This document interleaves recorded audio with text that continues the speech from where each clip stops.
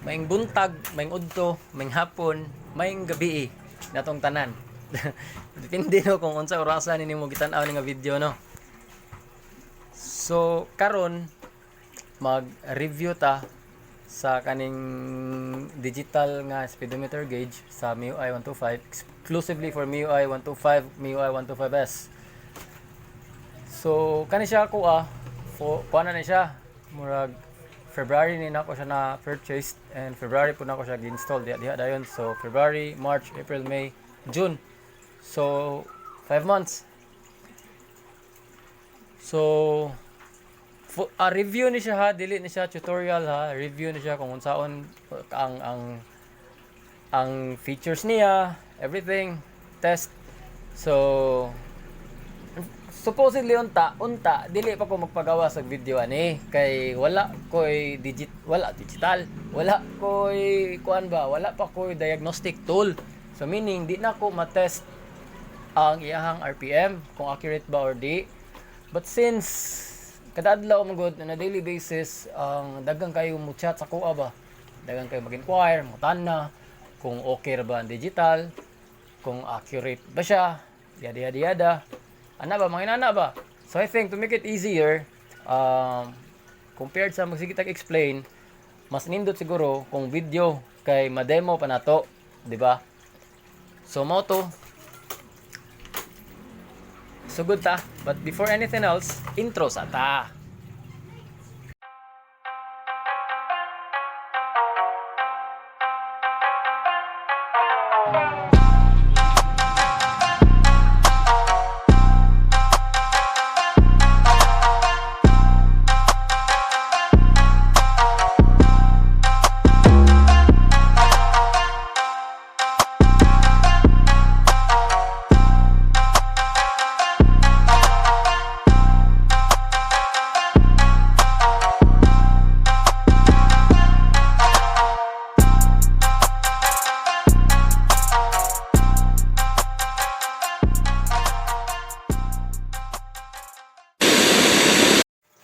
So padayon ta. So maora to atong intro no, maora tay nakaya sa tuwang editing skills. So libre sa way.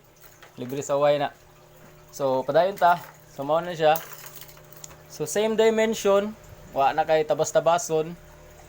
Wala na kay angay usbon, same dimension. So indicators, signal, left, right. Tagsa na siya, i-compare nimo sa katong stock na to nga usara siya. And kung na kay hazard, dungan po siya. Hazard na ko kay stock switch. Kanya sa park light. Park light. Kana siya, mo na siya sa park light. Park light, kanya kana siya sa idling system ni siya nga indicator sa katong S version niya. Dili man ni S version na itong MIUI. Actually magdepende ni siya kung asa nimo siya gusto gamiton nga indicator, kung pwede nimo siya ibutang sa low nimo, depende kung unsay accessories nga imong naa sa imong motor ba, depende nimo kung asa nimo siya gusto gamiton. So park light niya, headlight na napakuan ni push button nga passing nako.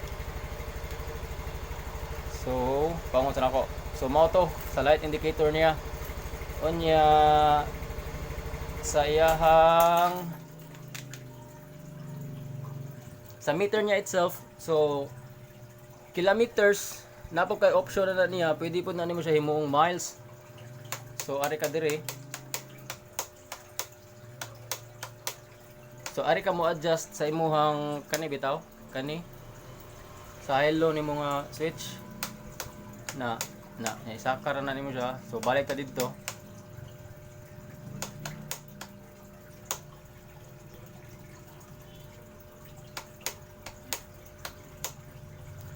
So kung isaka na mo siya, mo blink ang yung kilometer nga sign, unya pwede nimo siya himong miles. Depende nimo. So miles is katunga lapas sa kilometer. So since kilometer man ta diri sa Pilipinas, kilometer ta. Unya kung ibalhin na pud nimo siya, ana na pud ka. Trip A. So kaning trip A mga boss, mura ni siya kanang naman siya sa NMAX. ug sa I think napon ni siya sa Aerox. So trip A, mura ni siya monitoring bitaw nimo if you would like to measure ba. Let's say if you would like to measure a specific distance for a specific travel bitaw. Say for example, mo biyahe ka karon, long ride ka, nya pabalik nimo. Gusto na nimo siya i-measure kung pila na ka kilometers. So imo na siyang mas mabalik na nimo to zero, steady ra nimo siya sa babaw. Steady mo sa babaw mo zero na siya. Zero. Wala. Namon gud siya time limit god atong usbon. Wala na siya murag taas na kay siya. Napandar man ko siya god. So balik ta sa A. So in-steady nimo niya sa babaw, mo zero siya. The same goes sa trip B. Trip A and trip B man siya. So mo na biyahe ka na niya, gusto nimo siya i-measure kilometer gyapon na siya. Mag-base po na siya kung unsa imong gi-setting sa katong first sa imong meter gyud, kung kilometer dito, kilometer po na siya dire. Kani siya aside ana kanang magamit nimo siya, for example kanang bitaw mag-measure ka sa imong KPL, kanang kilometers per liter na to ba. For example magpa full tank ka. So ikaw kada pag gasolina nimo full tank ka. Nya gusto nimo i-measure ang pila ka kilometers ang imuhang usa ka full tank, pila ang daganon ba sa imuhang full tank. So inig empty ka, pag gasolina ka, i-zero nimo siya, paday kuan na siya, paday na siya. So sunod na pud nimong full tank na empty na ka. So kung pila ya diri, mao to imong kuan, mao tong gidagan nimo sa usa ka full tank nimo, which is sa MIUI 4.2. Nya kung imo jung ihubas gid nimo siya, musaka gina siya 4.3 gina siya. So na trip A, pwede na nimo siya sa kilometer nimo. Kung gusto ka makuha ang per liter nimo, so i-divide to nimo siya. So naray magkuha lang niya tag kanang separate video ano para makadig deeper ta sa KPL ba ug ang advantage sa para magsige kag sa sige nimo monitor bitaw sa KPL nimo. So next kung sa trip B, panguna sa nimo siya. Namagod siya murag time limit nga para di na kakalik ka move bitaw. Actually na ako gihimong modification ani niya gamay no, para di na ako magsige. Pilit ko ani kay hassle masagod sige kag ana-ana ba. So ang akong gibuhat, butang ko push button kani bitaw. So press ra ko ani niya 6 times. 1 2 3 4 5 6 na move na siya. Na. Ano lang. Pwede lang ko magamit anak kay kanilang para universal tanan para pareha ta tanan. So trip B, so pwede nimo na dunganon og gamit trip A og trip B. Ang trip B mga boss or kung ato ka sa trip A depende nimo. So duha na siya, trip A or trip B. So say for example ang trip A nimo gigamit nimo siya sa gasoline consumption nimo. Now ang trip B nimo pwede po na nimo siya gamitong monitoring nimo sa imong engine oil. For example, change oil ka. Naka 14 siya, so i-zero nimo. Daga na ka. Newly change oil ka. So sa ato pa, dili na ka magsigig tanaw-tanaw diri mag minus dinhi. Kay naa naman ka tong trip B. Or kung trip A imong gigamit. So kung ang basis nimo sa pag-change oil is 1,500, so na kay monitoring na hala. Kapit ako 1,500, change oil ako. Ana ba? Pero sa kuha, dili ko 1.5 mag-change oil. Wala na ko nagkuha na. Lahi ang ako ang gipabase. So next, sa trip A, trip B next, kay ang orasan niya. Sadly, wala gid siya option para iilis ang iyang format. 24 hours format gid siya. Actually, sayon naman na siya boss. Kung naay magoy uban, maglibog pa sila ani. Kaya 24-hour format, kung imo nang kadlokan, di na nimo ma-familiarize. Kung madlo ka na, ang technique na mo ana sa una no, before ko nagkuan istorya dita istorya ani about nako ron. Basta ang technique na mo ni sa una maglibog pa ko ani niya, -12 ra gid na siya. Kana alas 15, minus ana ni mog 12, alas 3. Ana ra gid na, -12 ra gid na. And in the long run, magsige ka kuan na, mafamiliarize na nimo, masag-o na nimo.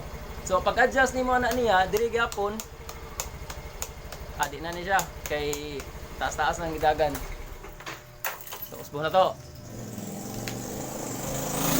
So tanang adjustment nimo ari ra gina diri sa imong high and low. Balik ka dito. Trip B nya clock. Steady nimo siya sa babaw, mo blink na siya ang first. So ana na po ka. Napo i-move nimo siya sa pikas. For example, sakto na alas 10. Saka nimo siya. Ana na po ka. So maura. Nanara. 24-hour format gid siya. Actually nindot ka na 24-hour format mga boss kay ngano. Tagaan ta mo example ha. For example, gabiyahe ka. Chill chill. Unya nahug kag langob. Kuyog nimo imong motor ha. For example, nahug ka sa langob, kuyog mo sa imong motor. Unya ang langob dili mo hayag, dili mo ngit-ngit. So wala ka kahibaw kung buntag ba or gabi na. So kung mo gawa sa imuhang orasan diri nga 24-hour format kay alas 19, kanang alas 19, alas 7 mas gabi. So makahibaw ka nga, uy hala, alas 7 na sa gabi, ting dinner na. Di ba? Kay alas 19 man, wala may 19 sa buntag, basta 19 gabi man na siya.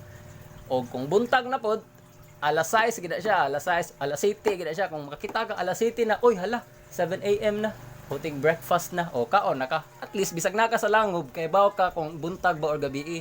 So mao na ang nakanindot sa digital sa 24-hour format. No. Karon kung maglibog mo, di mo ka ba mo minus o pagdamog kalkyo. Pagdamo ani kani. Palit mo na na daghan na. Natay kalkyo diri. So next kay so man nata sa kuan. Kana iyang gas di ay. Kana iyang gas.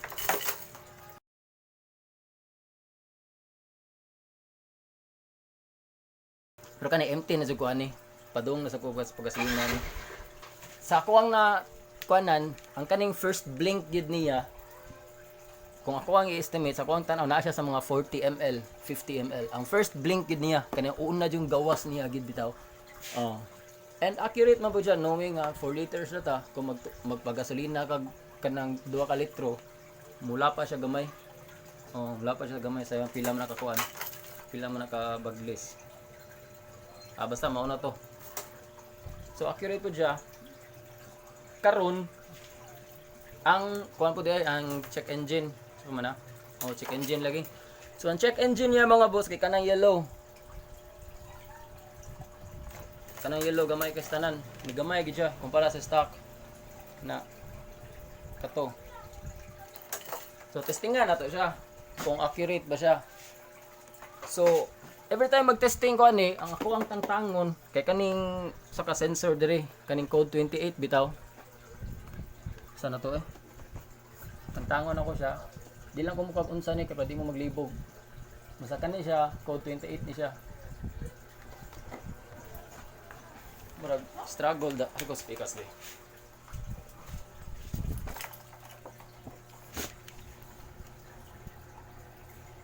So, testingan na to para makita ninyo nga accurate po ang yan check engine. Importante ba na check engine, di na nimo pwede i-disregard. Kinalang ginanimo testingan.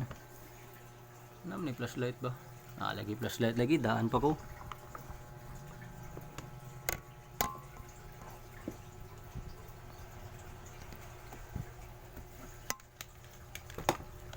Gahe gid siya ba? Kitsa sige man ta kung tangtang taan eh.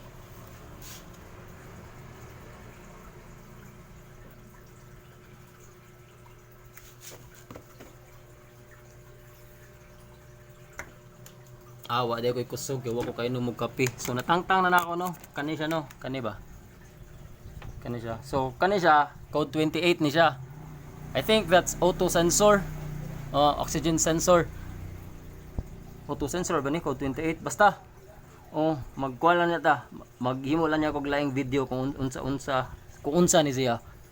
So kani siya code 28 duha ka hinay nga blink ug 8 ka paspas nga blink. So since gitangtang ni nato ma-detect sa ECU nga putol ang connection sa imong auto sensor. So mo blink-blink siya nga sa babaw. So ato siya suwayan. Kung mo blink-blink bagid siya. Katong naa diri nga part ha, katong gamay. Katong engine logo ba? Kana ba? So that's one. That's 2.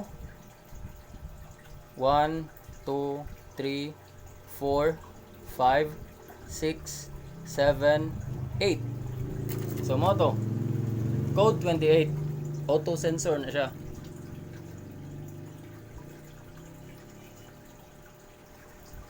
So walo ka paspas. Higop sa kong kape.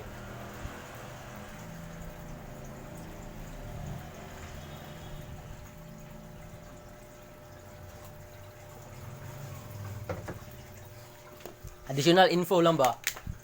Kani biya siya nga part baya? Sensitive kani siya. Kay mostly dali kay dagan kay ang mga putol ani. Auto sensor ba ni or water?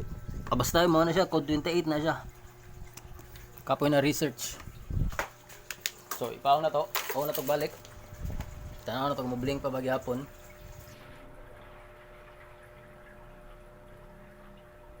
So mo na.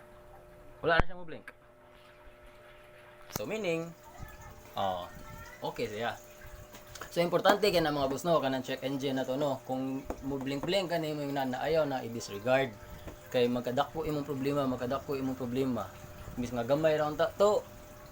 Nya imong gipasagdaan na nakuha na nung kanon, di ba? Si kwate na nung kanon. So ayon na ninyo gi-disregard. Sa pa may sunod ha? So ang indicators, ang light indicators, ang settings niya, ang pag-adjust, ang ang kuha niya, ang RPM niya. Na siya RPM mga boss. Maunta niya rason nganong di pa ko ganan, dili pa unta ko mag-video ba kay di na ko siya ma-test kay wala pa ko diagnostic tool bitaw, wala pa ko OBD tool, di na ko mahibaw-an ba kung pila jud ang yang RPM. Kay naman ko siya kana ba? Kita na mo na tachometer. RPM na ang revolution na sa imuhang stator. Karon wala pa ko kay wow pila ni dagan na, kung pila ning idol ani, kung kuan wa mo ko diagnostic tool. Hopefully by first week of July na hopefully. So pero sa ako ang mga nabantayan sa mga videos, sa mga uploads, basta daw musiga na ang imuhang echo 3,000 na daw imong RPM ana. Maoy na kuan na nabasahan ako ha. So kung kinsa tong mga naay kuan dra ipalihog ko correct bi para makuha na to kung sakto ba nga kuang na kuan na dunggan nabasahan sa uban basta kung musiga na ang echo nimo 3,000 na daw na. So pandaro na to.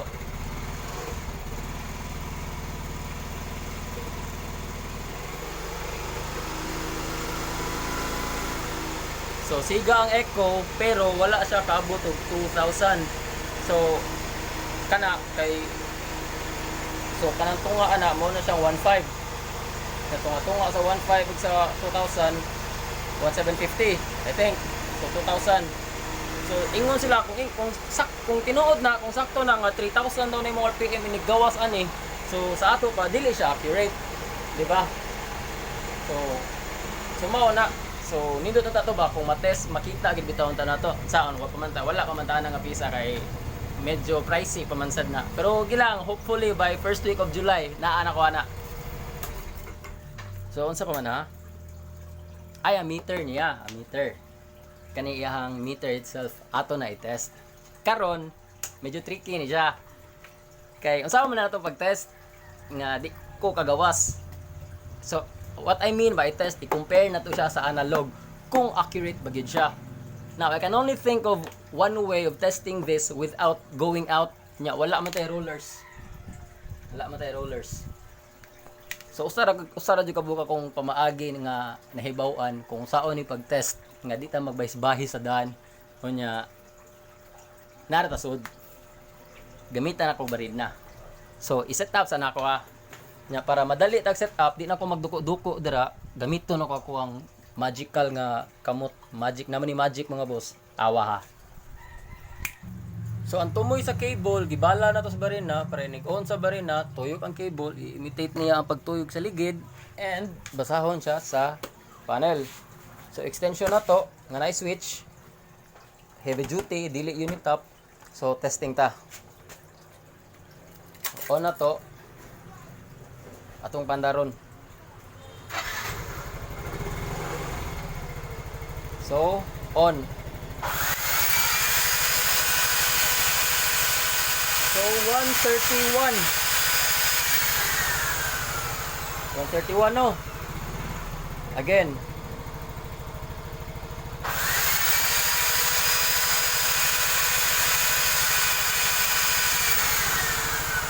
So, 131 siya. Karon, ipuli na po nato ang analog. Kay compare man nato kung same ba sila reading. So, gamit na po tani kaning magical na ko nga kamot para mapulihan siya. Di na ta magbaklas-baklas. Ana ra. So, na-plaster na nako ang analog. Tara yang tumoy sa cable. Na. So, i-on na to. So, basig tinga niya. Pandaron gyapon na to.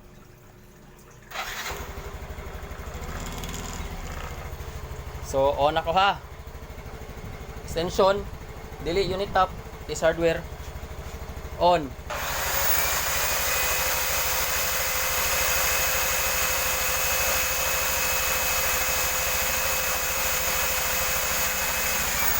Off.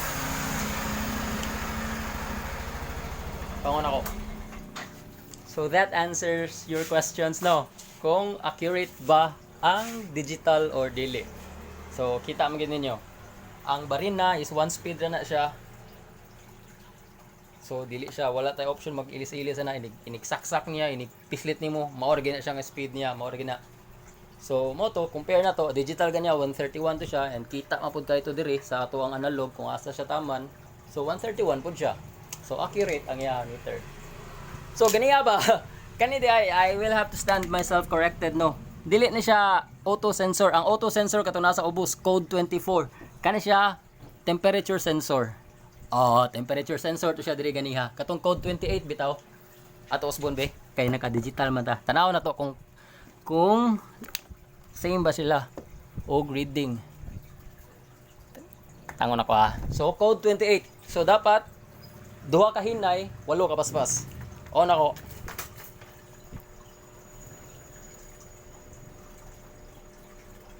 One, 2,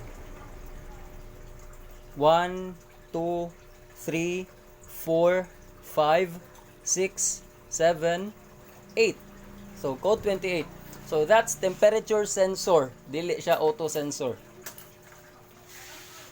So unsa pa man, murag nakuha naman siguro na to tanan. Probably sa sunod na lang ng RPM. Kay as what I've said, wala pa ko'y diagnostic tool. Hopefully by first week sa July. Follow up review lang siguro ko. So maura to oy. Nya, salamat kayo sa pagtambay dito sa akong garahian. So mao na.